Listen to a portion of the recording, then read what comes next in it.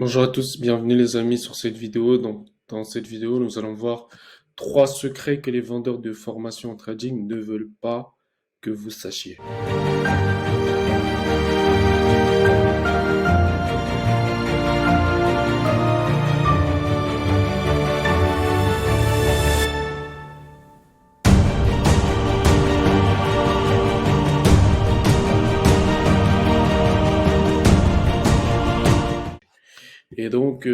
Pour commencer, le secret numéro un, c'est que le marché est cyclique. Lorsqu'on parle de marché, que ce soit le marché boursier, immobilier, crypto-monnaie, peu importe, que ce soit le marché même de l'énergie, celui de l'emploi, il est important de comprendre que ce dernier est cyclique. Cela signifie que les fluctuations sont inévitables et que le marché évolue en cycle. Le marché suit généralement un cycle économique composé de quatre phases principales: la phase de croissance, la phase d'apogée, la phase de contraction et la phase de récession. Dans la phase de croissance, les entreprises se développent et investissent dans de nouveaux projets, créant ainsi des emplois, de la richesse. Les investisseurs ont tendance à acheter des actions et les prix augmentent. Ça, les amis, le jour que vous allez comprendre rien que ce secret numéro un, vous allez tout comprendre sur pourquoi des gens gagnent et pourquoi des gens perdent en investissant par exemple sur le Bitcoin. Pour la simple et bonne raison que s'ils ont acheté pendant la phase de croissance, quand ils sont arrivés en phase d'apogée, à ce moment-là, ben, ils avaient fait tellement un multiplicateur conséquent qu'ils ont tout simplement vendu leur crypto-monnaie parce que eux, contrairement aux débutants, ils savent que on est toujours dans des phases cycliques et que on a une phase de croissance, une phase d'apogée, une phase de contraction et une phase de récession. Eux, ils le savent. Donc, qu'est-ce qu'ils vont faire? Ils ont des années d'expérience. Quand ils arrivent en phase d'apogée, ils se disent, ah, c'est le moment de plier bagage. Et là, ils prennent leur profit. Et généralement, c'est là où on commence à avoir une phase de contraction. Et ensuite, on a une phase de récession. Et ça, on peut le voir partout, que ce soit sur l'immobilier, que ce soit sur la bourse, que ce soit sur les crypto-monnaies, que ce soit sur l'énergie. C'est partout pareil. Vous avez une phase de croissance, une phase d'apogée, une phase de contraction, une phase de récession. Donc, vous, si vous développez en fait une stratégie d'investissement et que vous, votre stratégie d'investissement ne prend pas en compte qu'il y ait des phases dans le marché qui sont cycliques, mais vous allez vous dire, mais pourquoi j'arrive sur le Bitcoin? Lui, il m'apprend à investir sur le Bitcoin, il a gagné 400 000 euros. Moi, j'arrive avec la même somme que lui et j'arrive pas à faire pareil. Ben, ce que le vendeur de formation ne vous a pas dit et qui ne veut pas que vous sachiez, c'est que le marché est cyclique. Et que ce qu'il a pu faire comme performance, il y a très peu de choses que vous allez faire pareil. Pour la simple et bonne raison que lui, il arrive en phase de croissance, vous, vous arrivez en phase d'apogée, et ben après la phase d'apogée, il y a la phase de contraction, après la phase de contraction, la phase de récession. Voilà, c'est aussi simple que ça. Quand vous arrivez sur le Bitcoin et que vous êtes en phase de croissance, ben, tout le monde, voilà, personne n'en parle, personne n'a encore gagné d'argent. Donc, vu que personne n'a encore gagné d'argent, personne ne peut vous dire, ah, moi j'ai fait tant d'argent sur le Bitcoin, suis mes signaux, tu vas faire pareil que moi. Et ben en fait, c'est simple. C'est que quand il va arriver en phase d'apogée, que là, ben forcément son portefeuille a grossi, que là il va commencer à te dire fais pareil que moi, sauf que c'est trop tard. Il fallait être là en phase de croissance. Et donc, si vous êtes quelqu'un qui n'est pas constant dans votre évolution, que ce soit au niveau de vos investissements, que ce soit au niveau de votre DCA, dollar cost average, le fait d'investir chaque mois une partie dans votre portefeuille boursier ou dans votre portefeuille de crypto-monnaies, eh ben, vous n'allez pas en fait traverser ces différentes phases. Les seules phases que vous allez vouloir vivre, c'est la phase d'apogée, sauf que pour vivre la phase d'apogée, il faut vivre la phase de croissance. Et la phase de croissance, c'est celle qui n'est pas intéressante. C'est celle où il n'y a rien qui se passe sur le marché. C'est celle où les gens qui sont là, ils sont très peu en fait. Parce que eux, ils n'ont pas encore vu les résultats, ils n'ont pas été payés. D'accord? Et donc, cette phase-là, c'est vraiment les gens qui ont le mindset et qui se disent, OK, moi, je veux être dans les débuts pour pouvoir profiter de l'apogée. Comme ça, quand tous les autres vont se dire, ah, moi, je vais dire, ah, c'est bon, j'ai gagné de l'argent. Les autres, ils vont dire, ah, moi, c'est maintenant mon tour. Mais c'est trop tard. On est en phase d'apogée, mon ami. C'est trop tard. Il fallait être là en phase de croissance. Donc, réfléchissez à ça. Toujours vous dire, OK, le marché, il est cyclique. Qu'est-ce qui se passe en ce moment? Est-ce que les gens ils sont en train de gagner de l'argent ou est-ce que les gens ils se préparent à gagner de l'argent? Si les gens se préparent à gagner de l'argent, vous êtes en phase de croissance. Si les gens gagnent de l'argent, vous êtes en phase d'apogée. Be careful, soyez attentifs, faites beaucoup plus attention, allez plus doucement que si vous êtes en phase de croissance. Et ça marche partout. Même pour les MLM, même pour les Ponzi, même pour toutes ces sociétés-là, voilà, il y a des phases de croissance, phase d'apogée, phase de contraction, phase de récession. Même quand vous lancez une marque e-commerce, vous avez une phase de croissance, une phase d'apogée, une phase de contraction, une phase de récession. Donc, tenez compte de ça. Ok, ça c'est un gem. Ok, dans la phase d'apogée, donc les entreprises atteignent leur maximum de croissance. Les investisseurs continuent d'acheter des actions, mais à des prix de plus en plus élevés. C'est à ce stade que la surchauffe du marché peut se produire parce que là, quand le Bitcoin commence à être à 10 000, tu dis, oh, moi, j'ai pas 10 000 € pour acheter un Bitcoin. Ben, quand tu commences à dire ça, faut que tu te dises, attends, mais s'il a atteint 60 000, qu'est-ce que les gens vont se dire? Ils vont se dire, ah, mais moi, j'ai pas 60 000 € pour acheter un Bitcoin. Et là, ça veut dire qu'il n'y a plus d'acheteurs. Et s'il n'y a plus d'acheteurs, c'est que le marché considère que le prix du Bitcoin est beaucoup trop haut. Et là, à ce moment-là, le marché va commencer à vendre tout simplement les Bitcoins. Dans la phase de contraction, la croissance économique ralentit et les entreprises commencent à réduire leur investissement. Les investisseurs commencent alors à vendre leurs actions, ce qui entraîne une baisse des prix. Donc, c'est ce qu'on t'a parlé tout à l'heure quand je vous disais que par rapport au Bitcoin, bah, tout simplement, les entreprises ou les investisseurs commencent tout simplement à vendre leurs Bitcoins et là, on a une baisse des prix. Donc, enfin, dans la phase de récession, la croissance économique est en déclin et les entreprises licencient du personnel. Ben, ça, c'est ce qu'on vit actuellement, hein. C'est-à-dire aujourd'hui, ben, vous avez pu le voir, il y a de très grosses boîtes qui ont commencé à licencier pas mal de salariés et donc on est en phase tout simplement de récession. Les investisseurs vendent massivement leurs actions, donc là on a les actions qui commencent à baisser, la bourse commence à baisser et les prix continuent de baisser forcément. Ensuite, ils disent que ces cycles peuvent durer plusieurs années, voire des décennies, mais ils se produisent inévitablement. Inévitablement. C'est-à-dire qu'il n'y a rien qui monte jusqu'au sommet. Absolument rien. Même l'immobilier qui est quelque chose de très voilà, dur, très solide, même l'immobilier a ses bulles. Même l'immobilier connaît des cycles de marché. D'accord? Et donc, en tant que débutant, vous devez prendre en compte ça. Que est-ce que vous arrivez en phase de croissance? Est-ce que vous arrivez en phase d'apogée? Et est-ce qu'il est trop tard pour monter dans le bateau? Et si vous savez détecter ça, vous faites partie des 1%. Alors, il est important donc de prendre en compte la nature cyclique du marché lors de la prise de décision d'investissement ou de trading ou de rentrer dans un MLM, voilà, ou même de commencer à lancer un site e-commerce, lancer un produit, prendre en compte ça. En conclusion, le marché est cyclique et suit un cycle économique composé de 4 phases principales. Ça, on a vu. Il est important de comprendre ces cycles et ça, on a vu. Parce que si vous ne prenez pas en compte ces cycles, ben, vous avez des chances de tout simplement faire un mauvais investissement. Ou, comme on dit, souvent on parle de timing, le bon timing, est-ce que je suis rentré au bon moment, etc. Ben là, c'est pile poil ça en fait. La phase de croissance, c'est le bon timing. La phase d'apogée, c'est trop tard.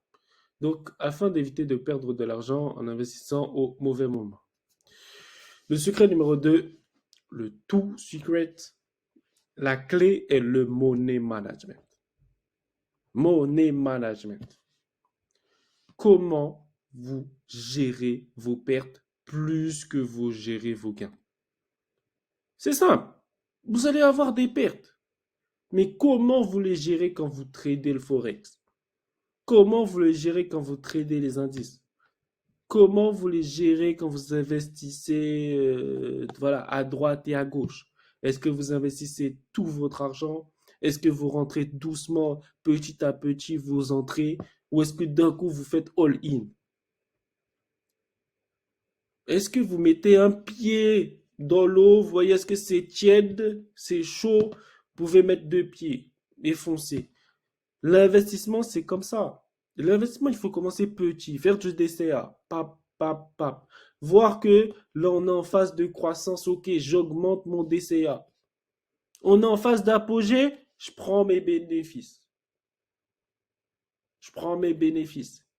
On est en phase de récession, je DCA plus petit. On est en phase de croissance, j'augmente mon DCA. Voilà. Et donc, si vous êtes en phase de récession, vous faites un DCA à 5%. Si vous êtes en phase de croissance, vous commencez à faire un DCA à 10, 15%. C'est simple. C'est comme ça que ça marche. Gérez votre argent. Le money management en Forex, c'est la clé. En investissement, c'est la clé. Il n'y a rien d'autre. Tout le, comment dire, toutes les paillettes qu'on vous montre sur Internet, de gains, de gains, de gains, de gains, ça, c'est les paillettes. La vérité, c'est que tout le monde perd. Tout le monde perd. Il n'y a pas une personne qui est tout le temps gagnante. C'est juste qu'elle vous montre que quand elle gagne. Mais tout le monde perd. Tout le monde va avoir sa phase dans le marché où il sera moins rentable qu'une autre phase. Et tout le monde va avoir son année où il va être perdant. C'est comme ça. Mais eux, contrairement aux débutants, ils vont savoir gérer leurs risques. Et donc, si vous devez prendre une chose en compte, mettez plus d'importance à savoir qu'est-ce que vous allez perdre que qu'est-ce que vous allez gagner. Aussi simple que ça s'arrête là. Donc, bien sûr, c'est voilà, les risques sont forcément corrélés aux gains, hein, je suis d'accord avec vous, hein. Mais pour avoir des gros gains, il faut savoir gérer le risque pour qu'on puisse se permettre de perdre gros. Aussi simple que ça. Si quand vous démarrez, vous commencez à risquer all-in, eh bien vous avez plus de chances de tout perdre. Alors que si quand vous démarrez, vous commencez doucement, vous avez plus de chances de faire des gros gains sur le long terme. Ensuite, je vais vous donner donc la première règle qui est de définir votre stratégie de trading. Ça, c'est la toute première règle. Que ce soit stratégie de trading, stratégie d'investissement, vous devez avoir une stratégie. Ok, une stratégie, c'est une stratégie avec des règles qu'il faut respecter de A à Z. Il n'y a pas de quiproquo. S'il y a une règle, elle fait A, elle fait B, elle fait C, il faut faire A, B, C. Donc, vous devez décider du montant que vous êtes prêt à risquer pour chaque transaction, pour chaque investissement, du nombre de trades que vous souhaitez faire par jour ou par semaine et des objectifs que vous souhaitez atteindre. Quand vous avez atteint votre objectif, pourquoi être gourmand? Tu l'as atteint, tu sors, tu vends tes actions, tu clôtures ton trade en Forex. Parce que tout simplement, tu suis ton plan, tu suis ta stratégie. La deuxième règle est de suivre une stratégie de money management stricte. Vous devez être discipliné et suivre votre plan de trading à la lettre sans dévier de votre stratégie initiale. Pourquoi? Parce que en investissement, on a la loi des nombres qui rentre en place. Et si on a la loi des nombres qui rentre en place, eh bien vous devez vous dire que vous allez avoir sur tous vos investissements, vous allez avoir des investissements perdants, des investissements gagnants, des investissements à break-even. Voilà, donc c'est la loi des nombres ici. Il n'y a pas de loi de certitude. C'est la loi des nombres. Donc, gérez votre risque. Ok. La troisième règle est de répartir votre capital de manière intelligente. C'est ce que je vous disais tout à l'heure. On ne fait pas all-in. Vous devez éviter de risquer tout votre capital sur une seule transaction, même si vous pensez que cette transaction est une opportunité en or. Au lieu de cela, répartissez votre capital entre différentes transactions, en tenant compte de votre tolérance au risque et de votre objectif de profit, toujours en respectant votre plan. La quatrième règle est de définir un niveau de stop loss. On ne trade pas sans stop loss, ça n'a pas de sens. Cela signifie que vous devez définir un niveau de perte maximale acceptable pour chaque transaction. Si le cours de la devise atteint ce niveau, vous devez sortir de la transaction pour limiter vos pertes. Le but, c'est quoi? C'est de survivre. Le but, c'est pas de se dire, ok, là, je suis en négatif, vas-y, on continue de perdre. Ok, mais tu t'arrêtes quand de perdre? Non, le but, c'est d'avoir un stop loss, respecter ce stop loss, il a été atteint. Fin de l'histoire, j'ai perdu, et alors? Le prochain trade, vous allez gagner. Mais si vous tradez sans stop loss, au prochain trade, ben, vous avez très peu de chances de gagner, puisque vous n'avez plus d'argent. Ok, enfin, la cinquième règle est de savoir quand sortir d'une transaction. C'est ce qu'on disait, on a la phase de croissance, phase d'apogée. Quand vous arrivez en phase d'apogée, ben, il faut sortir. Vous devez avoir une stratégie claire. J'ai fait un x2, j'ai fait un x4, je suis rentré pour faire un x5. Ok, ben là, tu as fait x5, ben tu retires 2,5. Tu laisses 2,5 au marché. Ensuite, le marché continue à monter, ben parfait. Tu retires encore 2,5. Ça te fait 5. Comme ça, tu laisses au marché le reste. Il est où le problème? Pourquoi être gourmand? Pourquoi se dire, ouais, je vais tout prendre au marché? Vous avez une règle? La règle, elle est la suivante. C'est-à-dire que tout investissement est somme nulle. Il faut des gagnants et des perdants. Il n'y a pas de investissement avec que des gagnants. Et le Bitcoin nous l'a prouvé. Tout le monde voulait être gagnant. Ben, au final, on a plus de perdants dans les chiffres et dans les stats que de gagnants. Pour la simple et bonne raison qu'il faut pas mal de perdants pour très peu de gagnants. C'est la loi du monde et c'est comme ça que ça marche. Ok. Alors, en conclusion, la clé du succès dans le trading forex, c'est de comprendre l'importance du money management. Bon, ça, c'est pour terminer. J'espère vraiment que vous avez compris. Le secret numéro 3, vous n'arrivez jamais à être rentable avec un petit compte en tant que débutant.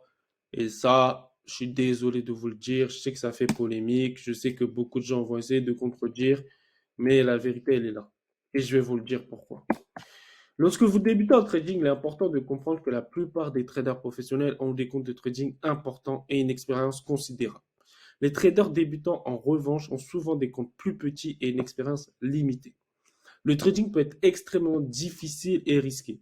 Il est important de comprendre que plus vous avez de capital, plus vous avez de marge de manœuvre pour gérer vos risques et vos pertes potentielles. Les traders professionnels ont souvent des comptes de trading importants, ce qui leur permet de gérer les risques de manière plus efficace.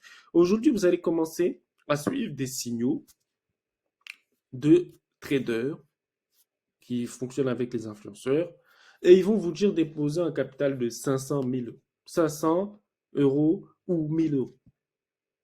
Mais vous êtes KO dès le début. Avec un capital de 500 000 euros, si vous faites ne serait-ce que 10% par mois, ça vous fait 50 euros ou 100 euros.